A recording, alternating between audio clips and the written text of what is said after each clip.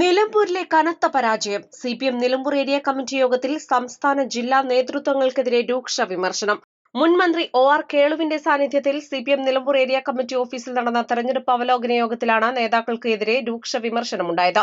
പ്രതിപക്ഷ നേതാവ് പിണറായി വിജയൻ, സിപിഎം സംസ്ഥാന സെക്രട്ടറി എം.വി. ഗോവിന്ദൻ, കഴിഞ്ഞ മന്ത്രിസഭയിലെ പാർട്ടി മന്ത്രിമാർ എന്നിവരുടെ നിലപാടുകളും പാർട്ടി പ്രവർത്തകരെ മറന്നുള്ള പ്രവർത്തനങ്ങളും നിലമ്പൂരിലെ കനത്ത പരാജയത്തിന് കാരണമായി എന്നും വിമർശനമുണ്ടായി. സ്ഥാനാർത്ഥിയെ മുകളിൽ നിന്നും നൂലിൽ കെട്ടിയിറക്കിയ നേതാക്കളാണ് കനത്ത പരാജയത്തിന്റെ ഉത്തരവാദികൾ. നിലമ്പൂരിൽ നിന്നുള്ള സ്ഥാനാർത്ഥിയായിരുന്നെങ്കിൽ നാണംകെട്ട പരാജയം ഉണ്ടാവില്ലായിരുന്നു. പാർട്ടി ജില്ലാ സെക്രട്ടറി വി.പി. അനിൽ, സംസ്ഥാന കമ്മിറ്റി അംഗം പി.കെ. സൈനബ എന്നിവർക്കെതിരെയും വിമർശനമുണ്ടായി.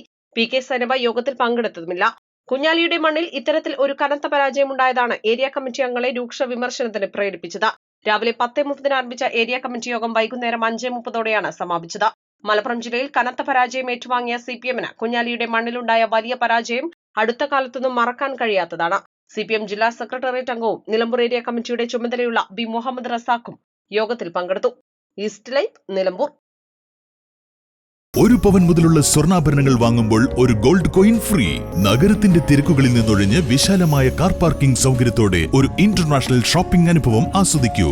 ഹയ ഗോൾഡൻ ഡയമണ്ട്, വടപുറം, നിലമ്പൂർ.